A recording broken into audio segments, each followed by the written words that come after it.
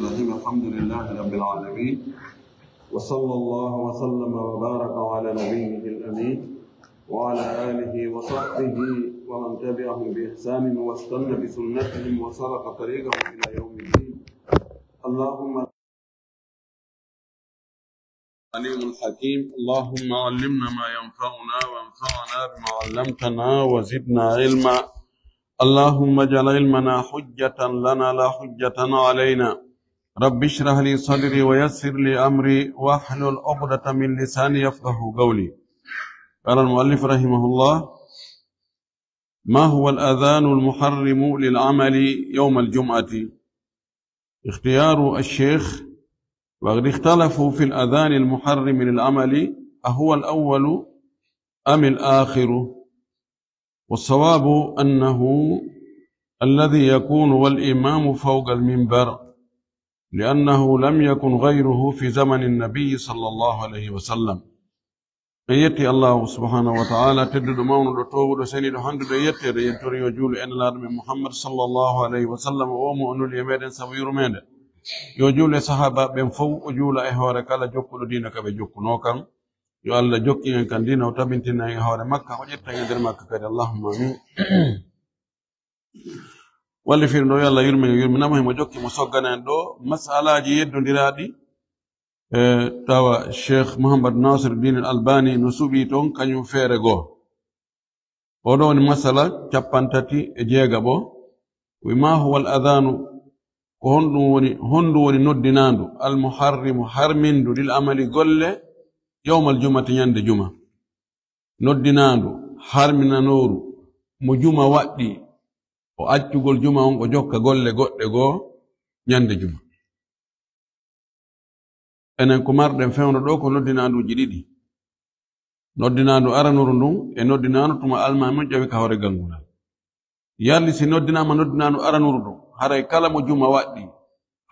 harmi e makko gollugol, ka ko tuma almami on ƴawi ka hore gangunal. o wi ikhtiyaru cheikhi ko ceerno jon suɓi kon ko Cheikh al Albani o wi ɗo wagadi ikhtalafu gomɗi ɓe lutodiri kamɓe karama koɓe fil adani al muharrimi fi toɗɗagol noddinaɗu harmindu lil amali wonde golle.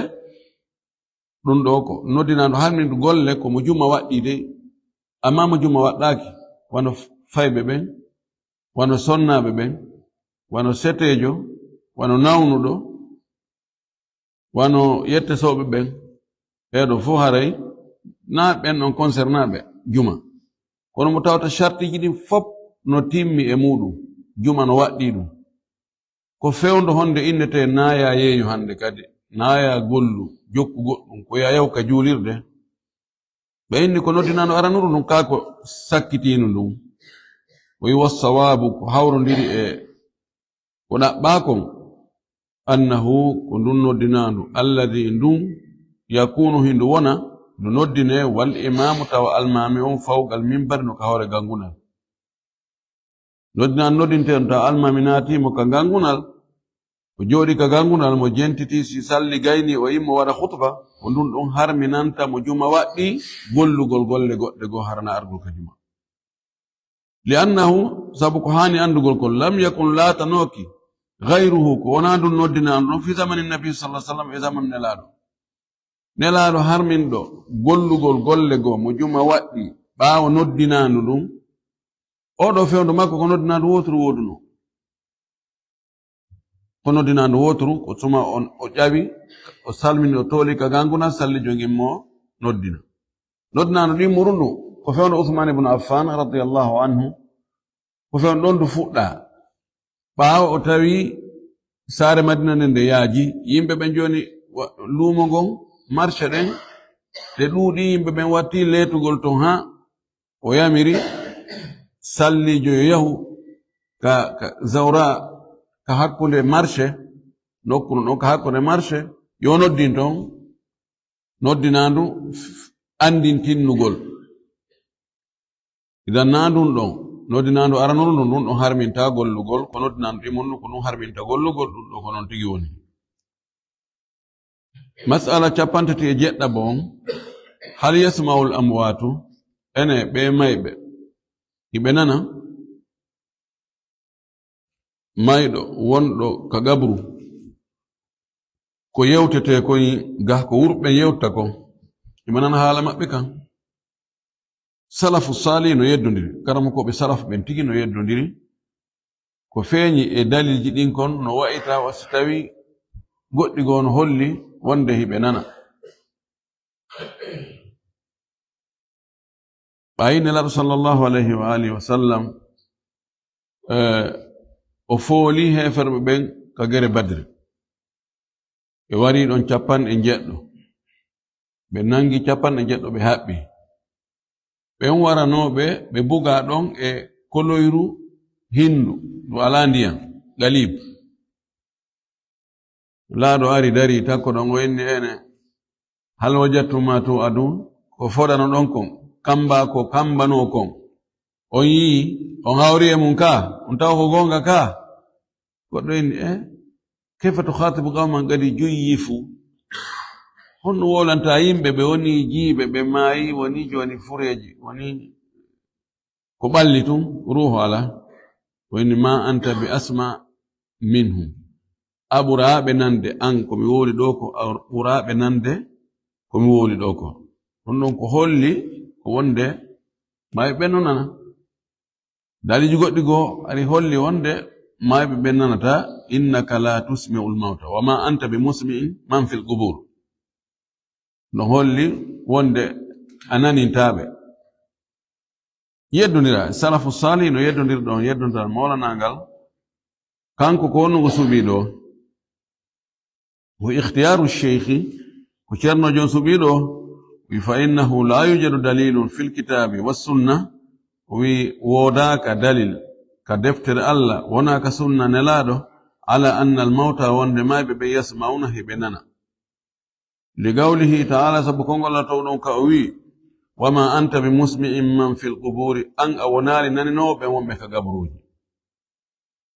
wa qawluhu sallallahu alaihi wasallam mako ndaɗa ko makan li ashabi wonde ɓe makko ɓe wahum fil masjid tawi heɓe ka julirde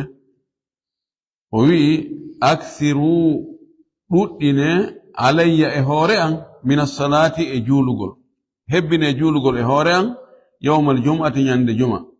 nden andi juulugol e hoore nelaɗo honno juulite e nelaɗo en fof hiɗen andi o wi ɗuɗɗine ñande juma juule e am buyi fa inna salatakum tabti wonde julde mon den tablughni hewtayla o wi falam yagul o wi ali asma'uha miɗo nana ko juuloton an ko wa innama tuballighuhu almalaikatu andu ko hewtinta julde men den ko julten ene laaɗo ko malaika ɓe hewtinoytamo yalli honno si ɓe hewtinimo o nanay ka o nanata taban o nanay joni wona konnguri men ɗi wonde nge wowlde ɗin ɗo famorta ɗo noon wona ɗin o woni nande ko malaika ɓe yata inna awa kaarijo juuli e ma kaarijo kadi juuli e ma kaari juuli e ma laaɓi ha saba kaari ɗum ɗo o dallinol kanko ɗum ɗo o suɓi no woni karama koɓe woɓɓe goo suɓiɓe wonde mayɓe hiɓe nana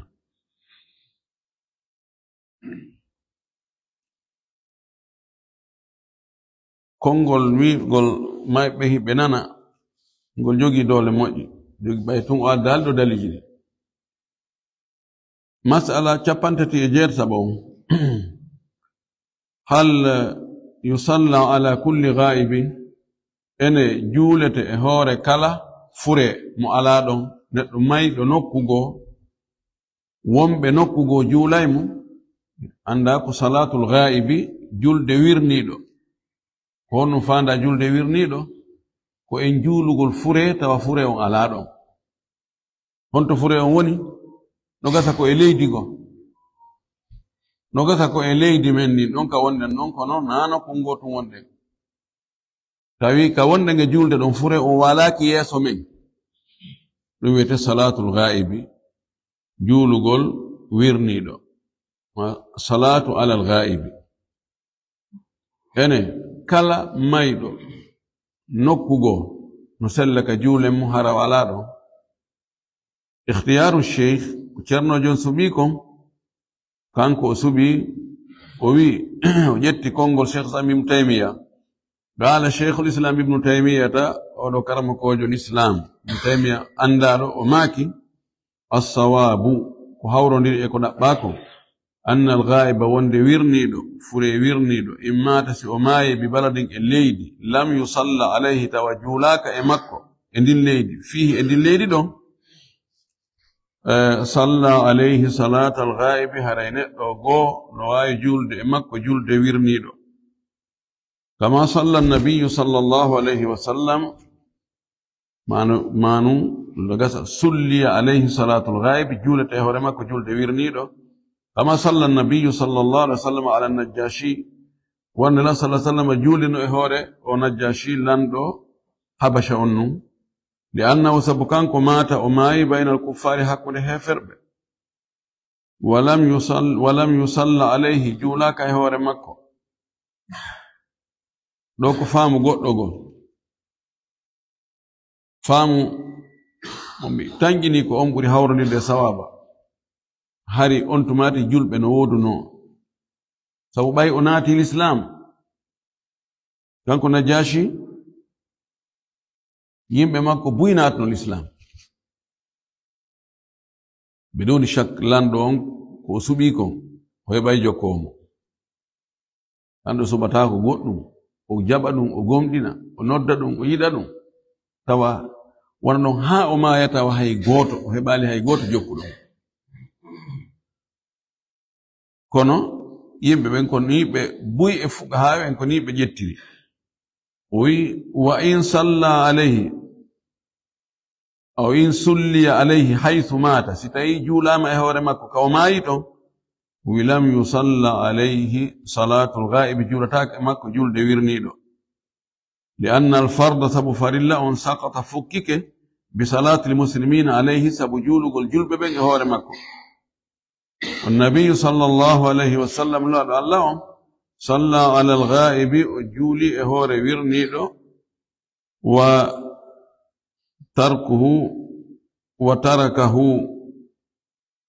وتركه وفعله سنة وتركه أتشغل مكان كون لا دهونde nde o waawno wadde hara o waɗaali wa fi'luhu e waɗugol mo hunde ɗum ɗo fof sunnatun ko sunna وهذا له موضع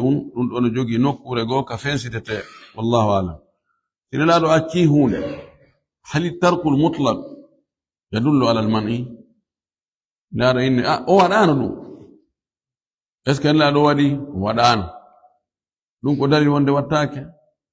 لا الترك المطلق لا يدل على المنع لا رتأني كوكو نلا دوادالي دو c'est possible no wawno ka wada dum no wawno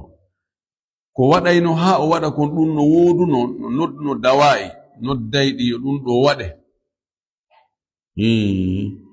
idan dum don at-tarku yadullu ala al-man'i so wadano e hore ko wadayno sabu ha o wada kon no woduno imo wawno kadi wadde o wadali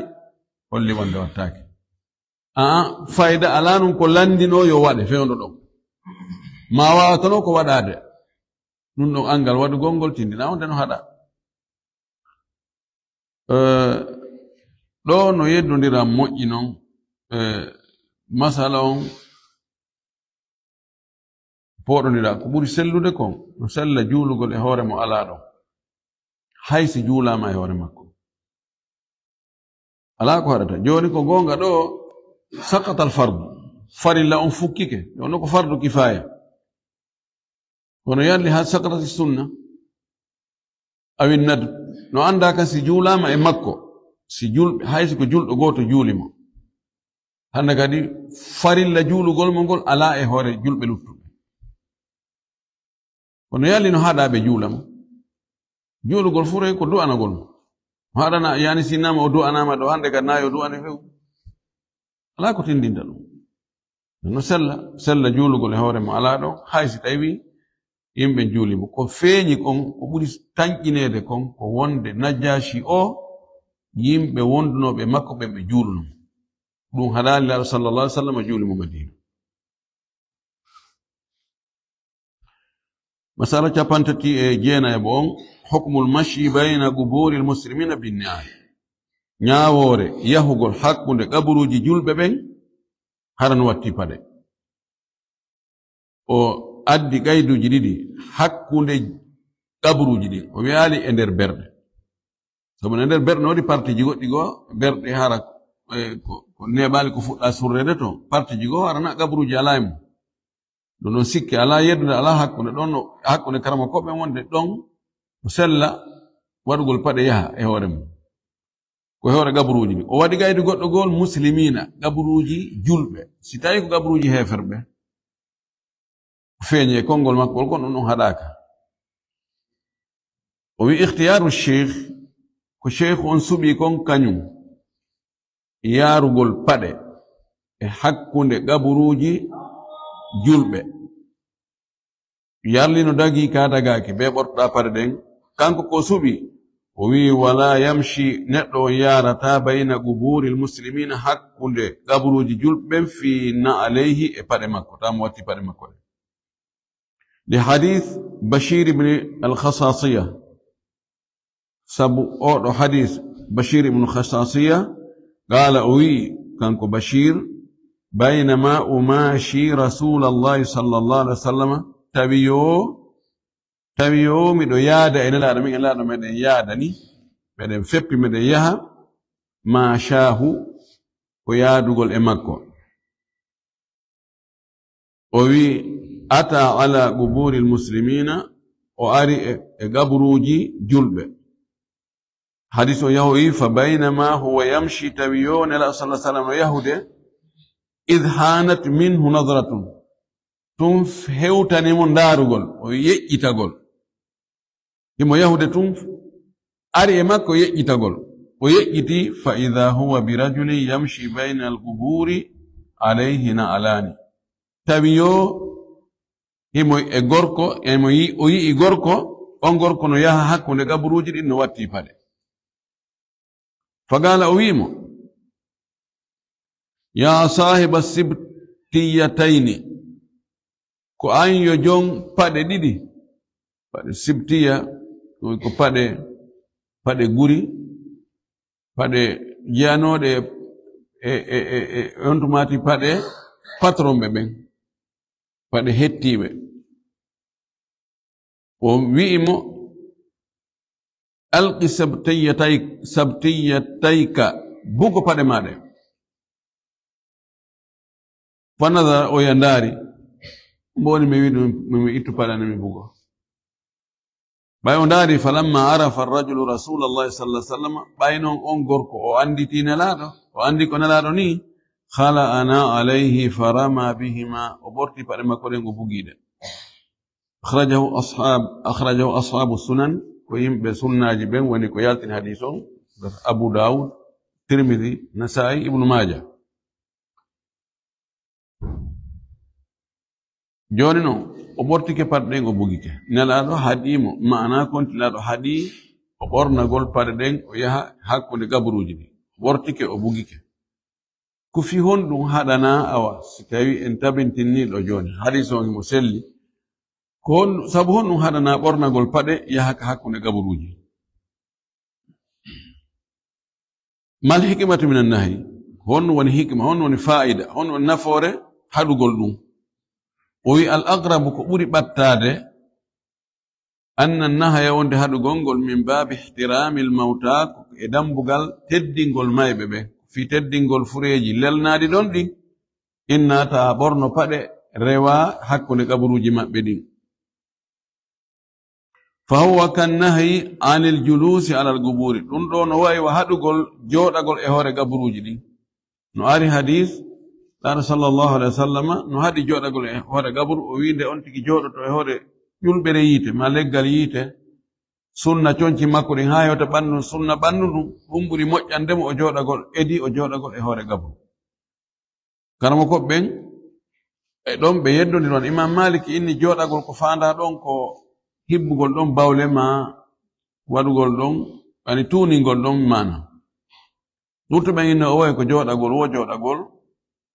sabu haray son tigi joɗike hoore gaburu on haray o yawitike wonɗo nder ton on algo jooɗo hay so tawi joni goɗɗo yengani si goɗɗo no waali ɗo joni ari a jooɗi ke hoore makko ara a teddinali mo a hormorali mo ɓe wiɗo haɗugol noon kadi wattagol paɗe yaha ka hakkunde gaburuji haray on ti teddinali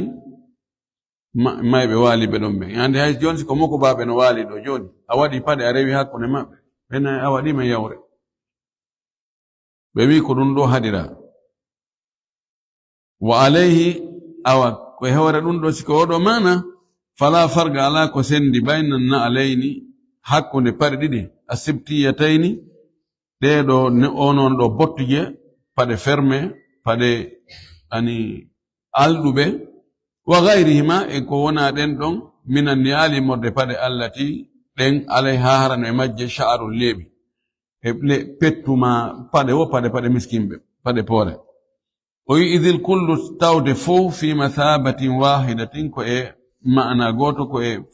daraja goto mathaba ko daraja goto fil mashi e yarugol fihima e kanji e majje baynal guburi hakkunde gaburuji ɗi wa munafatiha e riwodirgol ɗum ɗon lihtirami ha dare ɗo no faljere no waɗi min kadi anga ko lihtirmahu ko o alif o ko yeeso ha on duwa wonde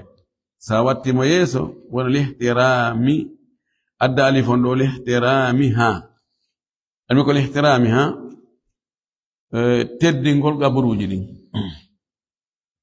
o addi mana goto o addali mana luttuɗon ko yimɓe ɓen karama ko ɓen ko ɓe wi'iri ko honno woni hikma nelaɗo wiigol o gorko yo ɓorto paɗɗen bugo hikma wanamo imamul khattabi addi e ibn abdilbar karama ko ɓe woɓɓe gowol muhaqqiqun wonde hikma o nelaɗo sallallahu alaihi wasallam wona ko o yaari paɗe ɗen kon hakkunde gaburuji ko tawi yani ko holli ko imo towniti ko mo hollude wonde ani ko jon goɗɗum ko paɗe ɗe wela heɓude tawata na wonɗo wonɗo ɓornoto ko ɗen o ɓorni ko sabu ɗum nelaɗo makiri yo ittu ɓeya kanko noon yaari ɓe dallino ɓe inni on haɗaka ɓornagol paɗe yaha hakkunde gaburuji ɗin wona ko haɗa dalil muɗum nelaɗo men sallah sallam no maki hadisi goɗɗo goo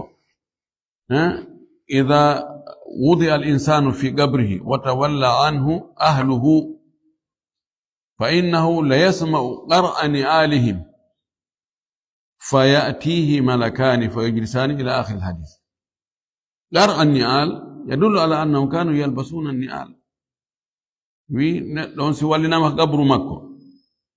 yimɓe makko ɓen hucciti surruɓe ɓen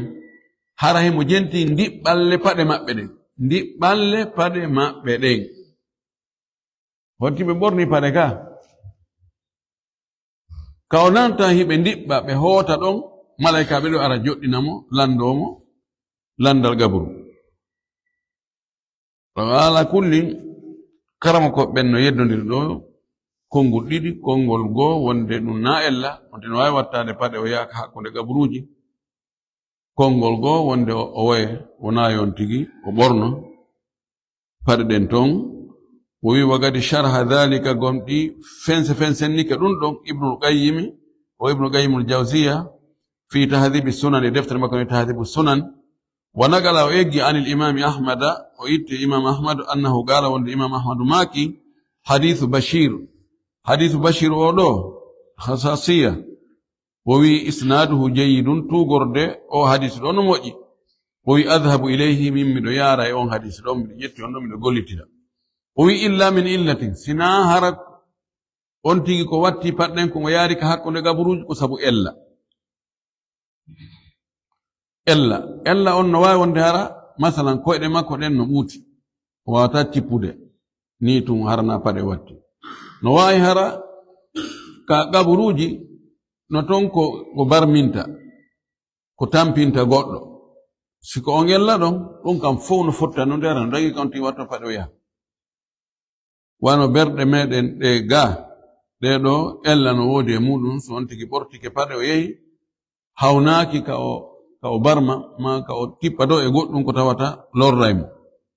وقد ثبت تبتي أن الإمام أحمد ولد الإمام أحمد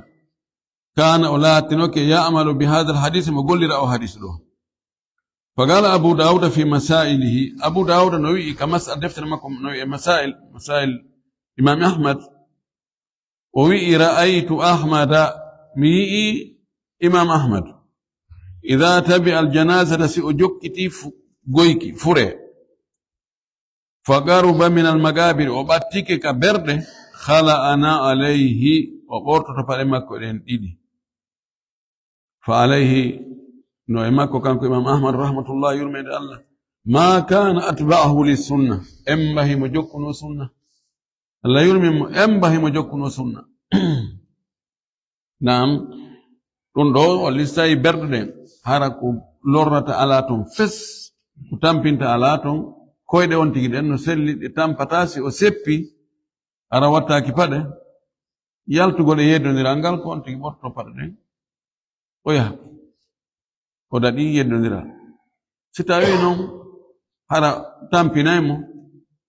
ɗon ara yo ɓorno paɗe ɗen o yaha masala cappannayi ɓaw hukmul asma'i l mu'abbadati li gayri llahi inɗe ñawore inɗe maccinɗinniraade harana Allah maccuɗo kaari abdu shamsin abdu nabi abdu rasul abdul hasan abdu ali abdul husain abdul uzza abdu lata abdu on watti harana inde Allah de hon woni ñaawoje ɗen inde ɗon ikhtiyaru sheikh ko ceernojo suɓi kon ونقل ابن حزم اجي الاتفاق فتغول كرمكو بين على تحريم هرمنغول كل اسم كلا اند مؤبد مكين النيران لغير الله كونا الله كعبد العزى ونقول مكي العزى وعبد الكعبة مكي الكعبة وأقره العلامة ابن القيم ونين دون دو وابن حزم وي كرمكو بين فتانيكم ونيبن وين دون كنونيري في تحفة المولود دفتر ما كان تحفة المولود في أحكام المولود وعليه كويدون دوهري فلا تهل دغتاكو التسمية إنقل بعبد علي وعبد الحسين كما هو مشهور عند الشيعة وانا لولي نون كشيعة بين عبد علي عبد الحسين عبد كرنو almami ben sappoygo fof ɓe wi'a e maccuɗo kaarijo wala bi abdinnabi wona kadi dagata kadi wiigol abdunnabi maccuɗo annabijo wala abdirrasuli wona wiigol kadi maccuɗo nulaaɗo kama yafaluhu badu jahalati min ahli sunna wana waɗi wowlirta ɗum noon majjuɓe goo jeyaɓe yimɓe sunna wano pakistane ɓe heewi wolgol ɗum endi yemɓe ɓen srilanka ɓen toon Afghanistan ɓe heewi ko Abdul Rasul Abdul Nabi Abdul Rasul ɓe heewi wolgol ɗum ɗo ko majjere wowltaake few kala ka abdu innama tum maccuɗo ko watte mudafu ilayhi on ɗon haray ko Allah subhanahu wa ta'ala Abdullahi Abdurrahman Abdurrahim Abdurrauf kala e sifaji Allah ɗin fof sa watti abdu on ɗon haray no moƴƴi kono sellata kawon tigi wi'a ko maccuɗo kaari ko go'on ka hokkumo no woodi jiyaaɓe non gila neeɓi no woodi wala abdu mu'minun khayrun min mushrikin walaw ajabakum kono wiigol ko kaarijo lano maako no heewo tawi maccuɗo an in suka an gulami latagol abdi maccuɗo an laafa maccangal ngal e ma inno suka an on pay kun an kun awa joni miɗo wawi wirde awa joni yette sojo momi jeeri ka jungo a ñaamo ɗum fof kono wiigol maccuɗo an la no rentin ɗum idan haray ka inde ɗum kam woltaki o wi ɗo karama koɓe no fottani ɗum dagaki wiigol maccuɗo hara on tigi wattal ɗon Allah masala capannay e go'a bon min adabihi sallallahu alaihi wasallam inda tawdi' no jaa e neediji makko kanko nelaɗo sanga o waynoto goɗɗo ma goɗɗo ari waynagol mo honno o waynorayno goɗɗo o wi ikhtiyaru sheikh ceernojo suɓi ɗo ko an ibn umar ittama abdullah ibn umar radiyallahu anhuma an yaqula lirrajuli idha arada safaran si tawi o nde o wi'anta gorko si gorko faalama seteyagal laaɗo ma kan udunu minni ma kanko abdullah ibn umar o innayno si tawi goɗɗo fokkiti e seteyagal ari waynagol mo o innay udunu minni ɓattoɗan ɗo waddi uka mi waynoma ɓattoɗan ɗo mi waynoma kama kana rasulullah sallallahu alaihi wasallam yuwaddi'una wano nelaɗo sallallahu alaihi wasallam waynorayno men non fa yaqulu o wi'a astawdi'u llaha dinaka wa amanataka wa khawatima amalika abdullah ibn umar o wirani so ari waynagol mo ine ɓattiɗo mi waynoma nelaɗo waynorayno men non o inna astawdi'u llaha miɗo halfina allah dinaka dinama kam wa amanataka e hoolare ma nden wa khawatima amalika e timmodeji golle maɗen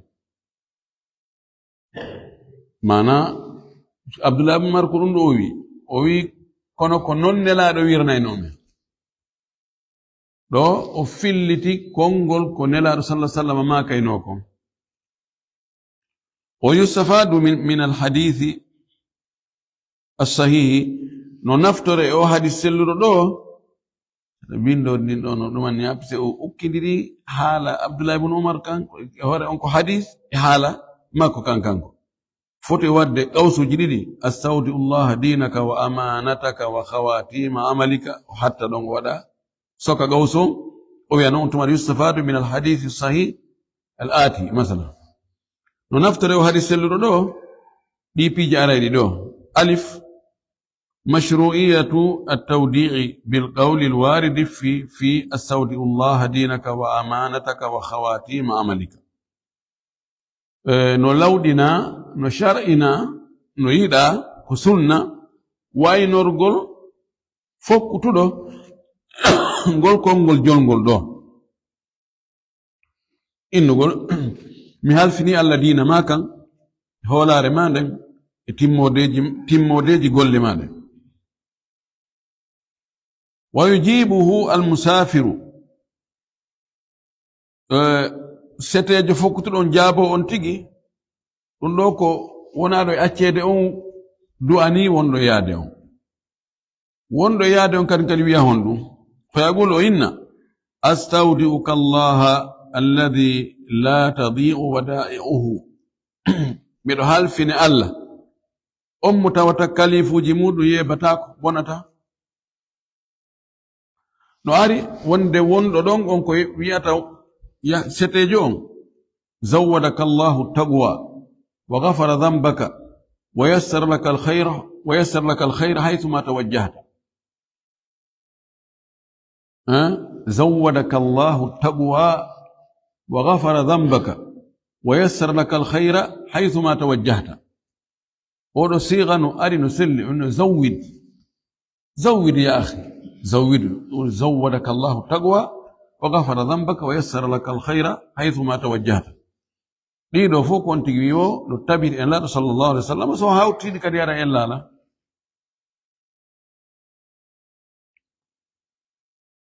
baon al akhdu bilyadi alwahidati fi lmusafahati nangirgol on tigi jungo woto ka salmodirgol salmodira makko jungo woto ɗum noon arali ka hadis kono ko noon o nangiranamo jungo salminamo haw gayna jogo non o wola ɗum ɗo jiimo on anna almusafahata tushrau inda almufaragati aidan hadis on ye naftoramo ko wonde salmodirgol waɗa jungo e jungo no lawɗina sanga sertugol wano lawɗinira sanga fottugol sa fotte on tigi salmida assalamu aleykum wa rahmatullahi wa barakatu ko noon siɗa waynodirde e makko kadi idan oɗo hadis no holli wonde o salmidira e makko sabu o addani hadis on fof kono hadis on qissa on ko noon ardi nanga jungo amengo ma Abdullah ibn Umar nangi jungo makko gon salmini mo jogimo bannimo non du'animo o du'ado wa yu'ayyiduhu no sembina dun non kadi wonde haray salmodirigo gon serta no lawdina umumu qawlihi sallallahu alaihi wasallam hunnugol kongol sallallahu alaihi wasallam maaki don min tamami tahiyati al musafahatu no jaa ko timminta hiwrodirangal salmodiral salmodirgo jongo mo inni kadi tasafahu yudhibu Allahu ankumul ghilla salmodiri jongo Allah itta konnaagu mum ka berde modon masala capande nay ididabo maana yansuru Allahu hadhihi al ummata بضعيفها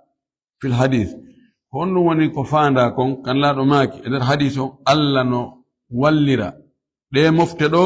سابو لو به مفتدين هون وني كفاندا كون يعني كو الله واتها دي مفتدي فولا هبا بولغال كو سابو لو به مابbe be ka ko sabu hon اختيار الشيخ كجرنو سميكم عن أبي الدرداء إتام أبو الدرداء رضي الله عنه قال سمعت رسول الله صلى الله عليه وسلم يقول من الله أنماك أبغوني الضعفاء لا بتنيلا لو ببين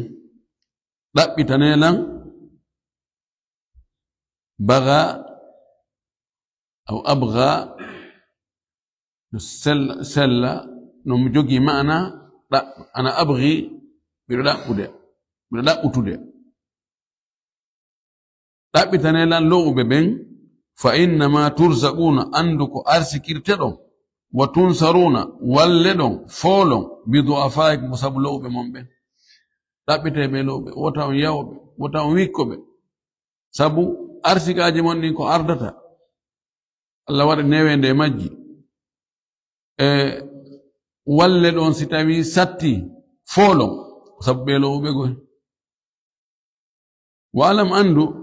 أنه قد جاء تفسير النص المذكور في الحديث وأنه أري فرغل أو إيال أو حديث أردو أري حديث قطلغو أنه ليس نصرا بذوات الصالحين وي بلنغل بولغنغل وناسب جاتي يمب مؤجبه إنما هو بدعائهم holgangal ko woni ko e du'a yimbe mojjo benna zati na bandu mabbe no ko du'aji mabbe ni wa ikhlasihim e labbinangol e labbingol be dewangal wadhalika dun do wari fi qawlihi e kongol nala ko maki inna ma yansuru Allah hadhihi al ummata anduko alla wallirta de mofte do bi dha'ifiha ko sabu lawbe e mofte den bi da'watin sabu du'aji mabbe din wa salatihim e julde mabbe den wa ikhlasim e laɓɓingol maɓɓengol sabu ɗum Allah wallirta moftaɗen ɗe foola wonde haysi tawi alaji majje on e worɓe majje on ɗuuɗa oɗo hadis akhrajahu an-Nasa'i wa Abu Nu'aym fi al-Hilya mas'ala capannay e tatabo on الكلام حول طب النبي صلى الله عليه وسلم ويوتغول حالugol wowlugol fi ñawndigu nelaɗo ko nelaɗo yamiri yo ñawndore kon ɓena tibbu nabi laɗo men sallah sallam o ñawndike emo tindini kadi o maaka e ɗum ɗo si waɗi ko ɗum waɗ ɗum ɗo fi ɗum ɗo ko lekki ɗum ɗo ɗen andi emo maaki fi njuuri yo e ñawndor njuuri emo maaki fi habbatu sauda yo e ñawndor وما كان في زيت الزيتون ينيوندر ايبيجي غوديغو وي وليس طبه اختيار الشيخ وليس طبه لا تاكي نيوندغول نلادونغول كطب الاطباء ونو نيوندغول دكتور بلوتو ببن نلادو كو نيوندتا كون وا دكتور بن كو نيوندتا كون غوي فإن طب النبي صلى الله عليه وسلم تبتون دي نيوندي غنلا دونغوم متيقن كو فلتا قطعي كو بلت كو يننا كو بلت إلهي كو الله ينكجون كو يوريك الله صادر كوكو جولي إيوي من الوحي إمود وحي ومشكات النبوة جلبينهم النباغل مشكات أن يكون نكون كأنور يلترتا مصدر النور فأنا مشكات يعني هذا لو بودا يعني بأسايدوني بودا بأسان مادني كون هذا بإنتنيالي بودا دون lampo fi yo dun don bugo jalbendinga andi joni wano torche sa udditi ay ti horene heddike duma on kuntum hara jalbendi ata ka wodi si ala ko moba bugo sa moba to bugo hare no wodi ko duman ni ndare wano far auto ko tawd no wada goddum ko bugoto do wete mishkat jonnon wahayu annaba gangal yani ko faandi do ko wonde ko nela sallallahu alaihi wasallam tindini kon no nyawndore dun do taw ko Allah yetim wa ma yantu anil hawa in huwa illa wahyu yuha sitayno Allah wi dun do ko lekki wanda no kanawi gomde sikiti ko en jarri bo ton ko en daaro ko en testo kore ko pellet ko lekki o wi ɗum ɗon kanko nelaɗo ñawdigu makko ngu ɗum ɗon ko pellet de wa kamalul aqli haqqille timmude wa tibbu ghayrihi ñawdigu ko wona nelaɗo kon aktharuhu ko ɓurɗurde mum kon hadsum ko no gasa ko sikke wa dhunun hadsum wa dhunun ko gotum koko tanjina ko tamaw no gasa wata jaribu ndarnoraaɗi teste hawrondira wonde ko ɗum ko sabru wa taksim joni nawnare nde si heɓi kamɓe ɗaɓɓitoɓe lekkele ɓen ɓenna jonnemo ɗum ɗo ɓe jonna ɓuttali donc no pottine na ɗum ɗo jakana ɗum lekki a waɗen ɗum ɗo ɗon ɗo ɓe waɗa ɓe testa nafi nafaali pottinen ɗum kadi adde ɗum ɗa ɓe adda nafi ɗo dey ɗumannike wala ɗum ɗo lekki ɗum ɗo ko ɗum ɗo pijirin ko non ɗi ndaarira ko non ɗi testira goɗɗum ko yimɓe ɓe testata goɗɗum ko e kulle wonɗi doombi ɓe testa e doombi ɗin ɓe testa e kulle wano demuji ɗin wano sifa ɗin wonde ko yimɓe tigi ko yimɓe miskin ɓe anda ɓe wawata wadde hunde ɓe naɓanen ɗon lekkele ende naɓen to ndaari so tawi ko hono ɗum woni ɓe ndaara pourcentage o si tawoyi toon maari nden ɗuuri ɓe nayi ɗum ɗo hakkino ɗum annaki ɓe no moƴƴi ɓe adana en lekkele ɓe addi lekkele ɗo ko free joɓatake yi miskin no yiɗi dokkal fi Allah subhanallah miɗa andi leydi goo si nama fi Allah haray ko fof koye kutodira ha ɗuman yiɗa ittugol idan ka médecine pijiɗin ko noon ko jarriba wa innama yuntafa'u bihi andu wa innama yuntafa'u bihi andu noon ko naftorte e lekkele nelaɗo ɗen hono ɗe naftorte min tilqa'i min man talaqahu bil qabuli ko jaɓirɗo ɗum ɗon jaɓɓorɗo ɗum ɗon jaɓugol wa atigadu shifa'i bihi e fiɓugol cellal e muɗum wa kamalu talaqqi lahu e timmugol jaɓɓorgol ɗum ɗon bil imani gomɗingol wal id'ani e yankinagol lappangol ɗum dande lano maki njuuri ko lekki habbatu sawda ko lekki moccitorgol ɗum ɗo ko lekki ko hombo ɗum wonanta lekki condition yo ɗum wonane lekki o wi awa ko si a jaɓi ɗum taho a fiɓi wonde pellette ɗum ɗo cellanno e mum pellette laaɗo ko maki on ko gonga a gomɗini ɗum a hoolike on to mari se a hutori ay battem nyawndete kon ay ɗum ko ɗuma wonela no maaki ɗum min fayda naɓegol kalabtan tono ɓuranimi kono joni a waɗe waɗantama batte fes ñawdatama ɓay ɗum a hoolaki ñawdatama wandi hayka médecine fayda docteur jon so tawi a hoolike mo moƴƴi oɗo nono gasi sa ɗum ɗum fayda 50% ko lekki kinno kon so tawi ɗa hutimo fayda o jonnuma lekki watta batte on ko ɗo naɓoɗonmi ko ka on min siko min mi naɓata noon mi yahata noon few min ɗon on mi hoolakimo ko jonni maade fayda honɗum ɓuri hewde kon watta batte ko ani nafsiya on haqqille ɗen hoola gongol mi jogii batte e ɗi fof itti e sikke ko tawata ko Allah sallallahu alaihi wasallam maaki ko ɗum moccitorgol alqur'an o e joni ɓe moccire alqur'an o e du'aaji Nabi sallallahu alaihi wasallam tawa fayda batte ala minen min moccima ameroke min mocciti ka ameroke ɗum si tawi a hoolaki a gomɗina moƴƴi hooliɗa wonde alqur'ana pellete alqur'ana ko cella pellete du'aaji ko laaɗo du'i o moccitori ko ma o mocciriɓe kon pellete ɗum ko cella ɗuɗata wadde batte magoy ko ɗum o andintini ɗo ɗum ɗo ko hana andintinede wattane ila moƴƴi fi ñawdorgol lekkele ko nelaɗo sallallahu alaihi wasallam ñawdorayno maa ko o yamiri yo ñawdore ko hoolare nden fiɓugol finde nden gomɗingol ngol ko ɗum ɗon tigi woni effet o ɗum watta effet o e kodduri Allah masala 44 bon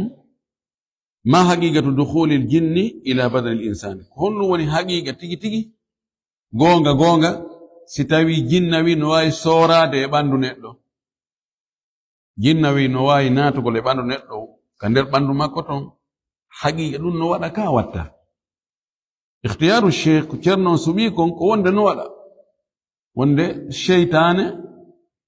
jinna no wawi soorade e ɓandu goɗɗo naata nder ton no wawi lorrude mo o addi dalil o wi an uthman ibn abi al-as الثقفي إتام عثمان بن أبي العاص الثقفي رضي الله عنه قال أوي كان عثمان شكوت إلى رسول الله صلى الله عليه وسلم بمولتك كان نلادو نسيان القرآن يجتك القرآن يعني من نلادو القرآن كالكم يجنجي أكتا يتم يجت بدو يجت القرآن موجنو من عندكم ودي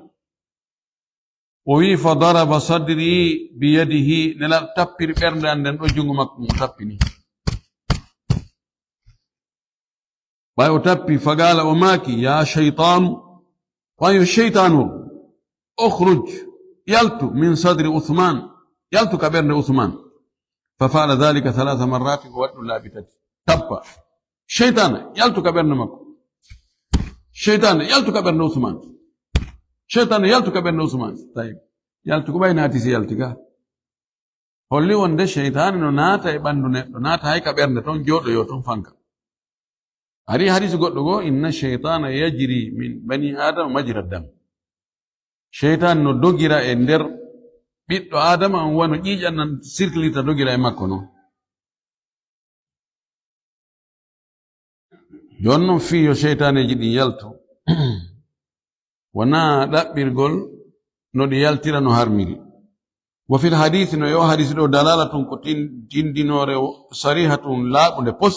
ala anna shaytana wonde shaytan qad yatalabbasu l insan no wawi somodirde e neɗɗo wa yadkhulu fihi naata e makko walaw kana mu'mina haysi ko gomɗinɗo salihan moƴƴo haysi ko neɗɗo moƴƴo gomɗinɗo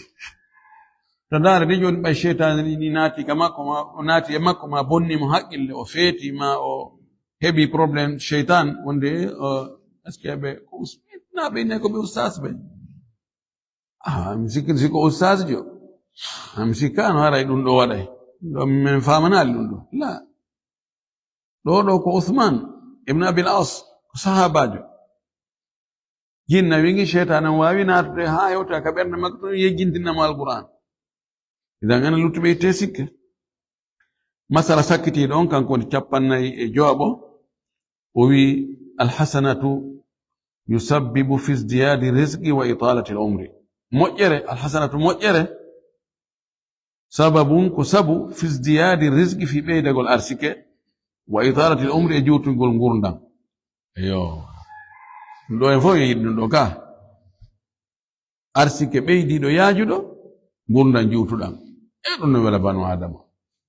allah okkore o wi hino ɗo noon corawol goo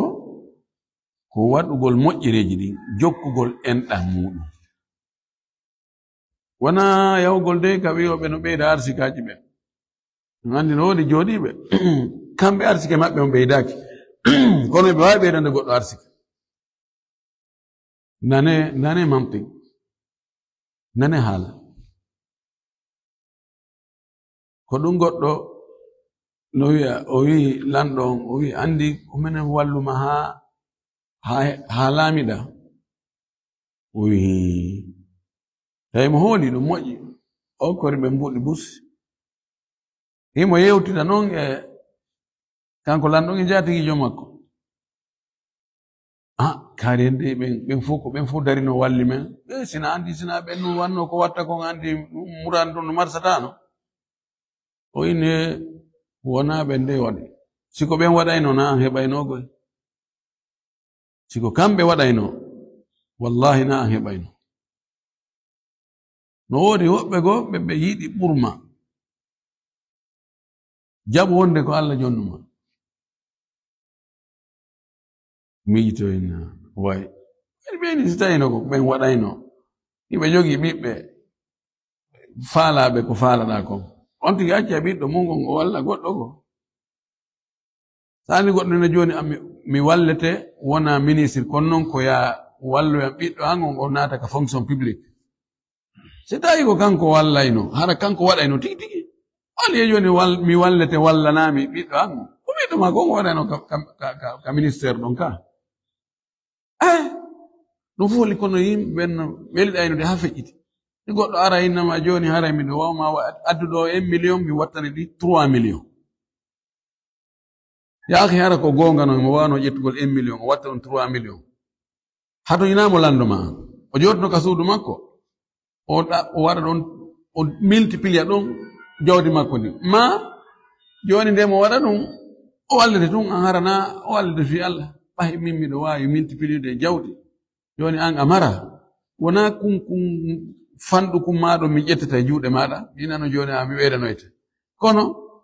no ɓe ɗanita yimɓe ɓe inna minen ɗi mbuɗi daganaki men si min ñaami ɗi cheytaneji ɗi jinnaji ɗi fusa e men hoore men laaɓi lestanta ko hoore mum falawal ko sifa ɗin ɓe natta e haqqilleɓe men ha anda ko gonga de joni fi kala o mara kono joni mo wawi waɗande ɓay ko enen tawi misi o wawi waɗande wono ko hayta waɗan hoore makko wallahu almustaan o wi man ahabba kala yiɗuɗo an yubsata lahu fi rizqihi nde o fontante yanñane lancite arsike makko yaaja wa an yunsa'a lahu fi atharihi o nennane kadi ka batteji makko ɗum woni balɗe ɗen juuta o faalama ɗum falyasir rahimahu yo jokku enɗam makko ɗam rawahu cheikhani kala yiɗuɗo yo arsike mum on yaaju yo lajal mum ngal nenne yo jokku enɗam makko ɗam jokkol enɗam ko moƴƴere e moƴƴereji ɗi وهو مخرج في صحيح أبي داود فهذا يدل على أن الحسنة وند مؤجدين سبب في زيادة الرزق وند مؤجدين كسبب في بيدك الأرسك كما أن سبب في طالة العمر وأن ننكدي كدي سبب في جوت غرنان طبعا دون يدل لا مؤجد معنى أو حديث له اسكي بيدك الأرسك وبيد تجوني هذا الله نهدر النوم جوني كوهبتك مليون شابان دي جوي kono so jokki en dandan Allah ɓeyda ɗum waɗa 1,8 ma 1,000,000 si tawi ko wurayno ko duuɓi 6 kono so jokki en dandan Allah ɓeyda ɗum waɗa duuɓi 7 ma 8 ka ko barkingol ngol o barkina ko duuɓi 6 Allah winduno kono o jokki en dandan Allah warnamo ɗin duuɓi 6 o golla ɗon ko tawata mo duuɓi 7 wata gollude yani ko heƴayno e nder duuɓi 8 Allah ñoggana mo barkinanamo o wawa wade ɗum e nder duuɓi 60 woɓɓe wi ko ɗum woni ko fanda ko wana noon kadi siko million 50 Allah subhanahu wa ta'ala windannomo ɓeydatako kono ɗi million 50 o naftora ɗi ko marɗum million 100 naftorade andi Allah no waɗa barki e hunde seeɗare nde nafa ɓuri hunde buyre ko nafata Allah no barkina joni o hawrindinne joni mbuuɗi seeɗa ni darna suudu Allah hawrindine tawa masonɓe ɓen menuisier ɓe ferrailleur ɓe plombier ɓe e électricien ɓe goltaɓe fof ko huuloɓe Allah tawa ɓe mematagel ma few ɓe bonnata fes fof ko hawrodira tawa Allah waɗa tawa wona abita ari timma wona golla ha timma hanti jiɓoɗa ena mi sikkuno ɗi mbuɗi ɗo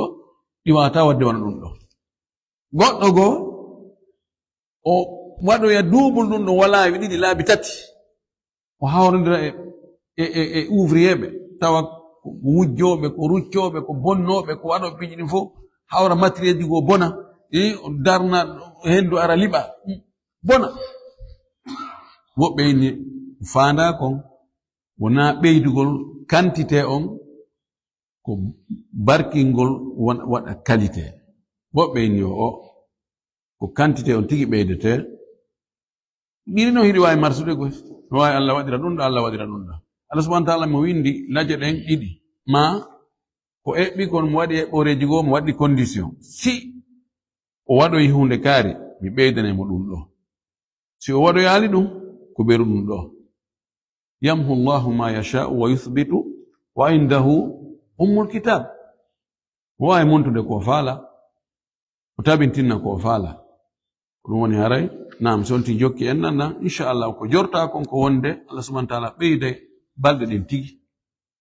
o waɗa barki kadi e majje o ɓeyda e arsike on tigi ko winduno kon o monta ɗum ɗon o ɓeyda o waɗa barke ko woodi ko en tori kala subhanahu wa ta'ala yo Allah poɗan en balɗe ɗen kono hoore dina jaɓaka o arsi en kadi battane moƴƴo o ɓeyda arsikaji men ɗi o ɓeydana en kulol makko ngol o ɓeydana en gandal o waɗa barki e meɗen haray en tori kala subhanahu wa ta'ala la taw hara en faami ko janga ɗo ko Allah arsi en kadi hutorgol jazakumullahu khairan wa akhiru da'wana alhamdulillahi rabbil alamin sallallahu wa sallam wa baraka ala nabiyyi amin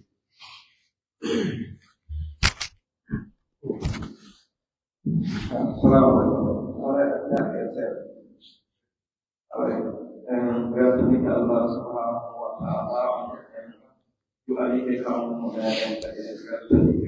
Allah wa ta'ala sebagai kasihan dari ketinggian jenjang Allah wa ta'ala ini bagi Allah Allah wa ta'ala bagi semua bagi Allah yang dari Allah pagi yang Allah politik karena kewakil yang kali kesukaan kita dalam saat hari ini juga pemenang korupsi. Orang pihak yang tinggi kali dia lewat yang besar itu kau harap yang makin semuanya yang lewat orang dikesuki atau kalau yang lebih tinggi tinggi harap ini